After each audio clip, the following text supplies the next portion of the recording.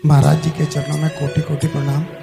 महाराज जी एक दोहा पढ़ने के बाद हृदय स्वीकार नहीं कर पा रहा कि ढोल गंवार शूद्र पशु नारी सकल ताड़ना के अधिकारी। इसमें गोस्वामी जी ने बहुत सूक्ष्मता से वर्णन किया। महापुरुषों के वचनों को हम सूक्ष्मता से समझ पाए। प्रायः ऐसा कह करके हम कहीं कहीं माताओं बहनों की अवहेलना करते हैं, कई जगह हम इसका प्रयोग कर देते हैं। अरे वो गोस्वामी जी ने लिखा है ढोल गंवार शूद्र पशु नारी सकल ताड़ना के अधिकारी। अब इसकी व्याख्या सूक्ष्मता से सुने और विचार पूर्वक। शास्त्रीय प्रमाण के अनुसार ढोल है ना, ढोल को ताड़ना चाहिए। ताड़ना मतलब उसको ठपाक चाहिए और बेताल नहीं। शास्त्र सिद्धांत के अनुसार, संगीत शास्त्र के अनुसार तभी वो राग प्रकट कर पाएगा, तभी वो बजेगा। ढोल को हाथ जोड़ के बोलो कि साहब आप बज जाएं, नहीं बजे, उसको ताड़ना चाहिए। अब ताड़ना शब्द चारों में एक जैसा नहीं लगेगा। शब्द एक ही है ताड़ना, लेकिन ताड़ना के अर्थ अलग अलग हैं। जैसे कनक है, एक ही शब्द है कनक, लेकिन कनक कनक ते 100 गुनी मादकता अधिकाय, वा खाए बोराए जग या पाए बोराए। बोले कनक ही शब्द है। जैसे ताड़ना शब्द का हम प्रयोग केवल वही समझे कि ताड़ना देना ही नहीं, उसका अर्थ अलग अलग है। जैसे कनक शब्द है, कनक को सोना भी कहते हैं और कनक को धतूरा भी कहते हैं। कनक को धतूरा भी कहते हैं। एक कनक है जिसके खाने से बावरा हो जाएगा और एक कनक है जिसके पाने से बावरा हो जाएगा। कनक शब्द एक ही है, लेकिन दोनों का अर्थ अलग अलग हो गया।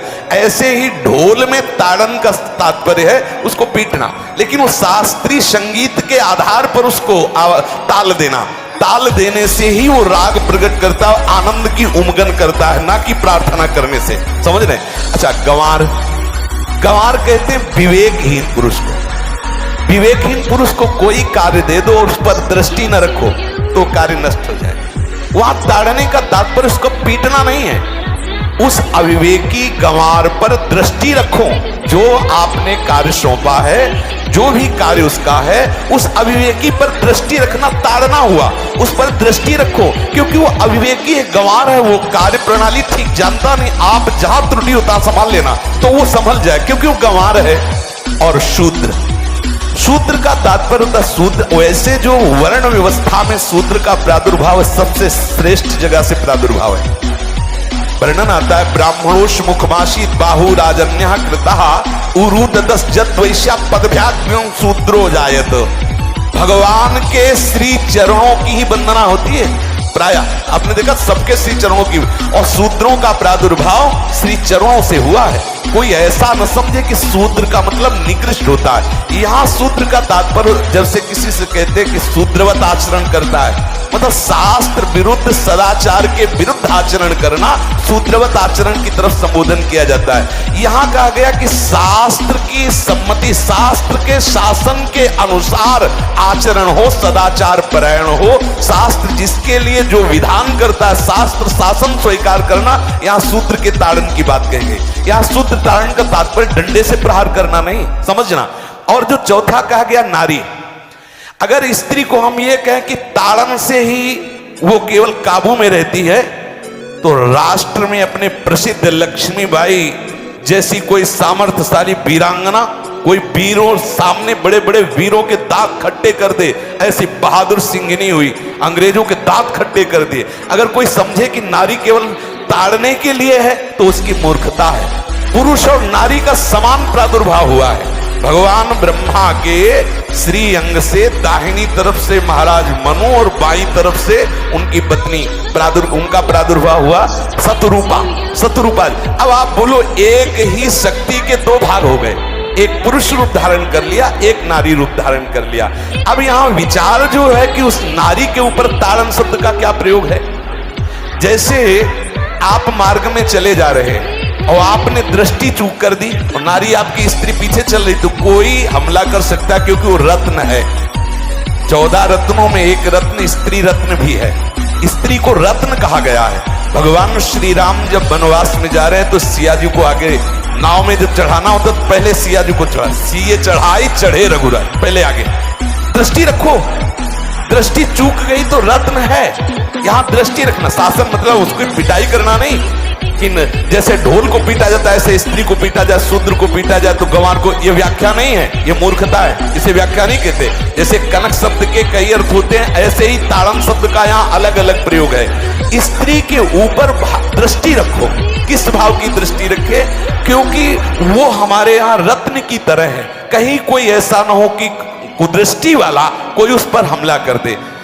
पाणी ग्रहण संस्कार में रक्षा का भी सूत्र बताया जाता है कि आपको अभी ये समर्पित है, आप इसकी रक्षा करें। हमारे शास्त्रीय सिद्धांत में देखो, कभी भी स्त्री को अकेला छोड़ने का सिद्धांत नहीं पाया गया। अगर शास्त्रीय सिद्धांत, बच्ची है तो माता पिता के शासन, थोड़ी बड़ी हुई तो भाई आदि के बीच में, और बड़ी हुई तो पति के, और बड़ी हुई तो पुत्रों के, मतलब एक सानिध्य का एक दृष्टि रखी गई है कि यदि आप अपनी दृष्टि में रखेंगे तो उसका मंगल नहीं होगा, उसका हित नहीं होगा।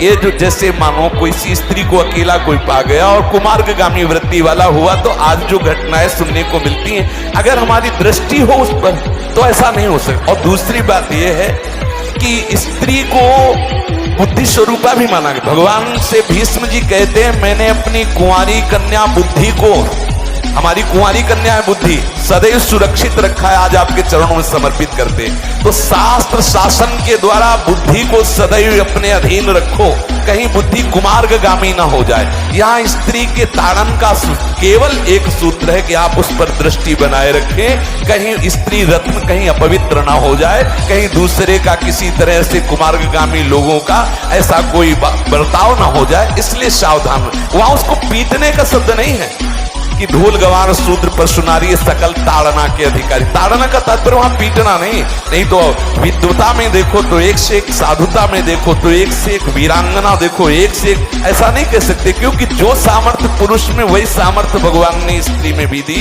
क्योंकि भगवान के ही दो रूप हैं, एक स्त्री और एक पुरुष, समझ रहे ना। तो इसमें एक ताड़न शब्द का कई अर्थ होता है। भगवान की साक्षात शक्ति स्त्री है। अगर कोई इस भाव से देखे कि स्त्री तो केवल ताड़ना मतलब केवल गाली दे के बात करना, ऐसा नहीं। जिस घर में स्त्री का अपमान होता है उस घर का नाश हो जाता है, निश्चित हो जाता है। आप देखिए, रावण का सत्यानाश हो गया जगदम्बा सीता के प्रति, दुर्योधन का सत्यानाश हो गया द्रौपदी के प्रति। जहां स्त्री का अपमान हो जाए, अगर कोई ये समझे कि स्त्री केवल मतलब जैसा हम चाहें वैसा व्यवहार करे, तो अगर नाश ना हो जाए तो हमें बता देना, क्योंकि भगवान की वो शक्ति है। अगर उसे तुम सोचो कि हम ताड़न करें, जैसे ढोल को ताड़न करें ऐसे ताड़न करें, तो तुम्हारा नाश हो जाएगा। बिल्कुल सच्ची बात समझ लीजिए। केवल वहां दृष्टि रखने की बात कही गई है, आपका अधिकार है, आप उसकी सुरक्षा व्यवस्था में रहें। और एक वृत्ति होती है, अगर शासन ना हो तो हमारी बुद्धि भ्रष्ट हो जाए, हमारी बुद्धि भ्रष्ट हो जाए, आपकी बुद्धि भ्रष्ट हो जाए। भगवान का भय, शास्त्र का भय, लोक मर्यादा का भय, ये हमको सुरक्षित रखता है। इसलिए दृष्टि रखने की आवश्यकता है कि वो पवित्र रहे, वो सुरक्षित रहे, ना कि उसको पीटने के लिए यहाँ संबोधन किया गया गोस्वामी तुलसीदास जी ने। इसलिए सावधानी पूर्वक अपनी वृत्ति को पावन रखते हुए महापुरुषों के वचनों को समझने की चेष्टा की जाए। गोस्वामी जी ने जो यहाँ कहा, ढोल गवार शूद्र परशु नारी सकल ताड़ना के अधिकारी, तो ताड़ना का अलग अर्थ है, अलग अलग। जैसे ढोल में ताड़ना, तो वैसे सब जगह नहीं ताड़ना लगेगी। आप देखो, पशु जो है, चालक जो घुड़सवार होता है उसको ताड़ना एड़ी से देता है। अब चालक जो होता है घुड़सवार एड़ी से, किसान जो होता है वो बैल को बोलता है दाहिने, जैसे हल जोतने होता है बाएं, वो भाषा समझता है, बाएं मुड़ जाए, और नहीं मुड़ता तो पीछे अरई है एक छड़ी, उससे वो इशारा देता है, वो समझ जाता है। पशु को अपने इशारे से चला लेते। अब उससे कहे, खड़ा होकर हाथ जोड़ के कहे कि भैया बैल देवता अब थोड़ा दाहिने मुड़ जाओ, तो नहीं मुड़ेगा। जब लगाम पकड़ी और थोड़ा ताड़न किया और बोले दाएं, तो फौरन दाहिने मुड़ गया। आप देखो, जो बैलगाड़ी चलाते हैं, घोड़ा गाड़ी चलाते हैं, ऊंट चलाते हैं, तो पशु शासन के द्वारा उसको इशारे से किधर चलना है उसको इशारा बता दो। अलग अलग जगह इस ताड़न शब्द का अर्थ प्रयोग किया।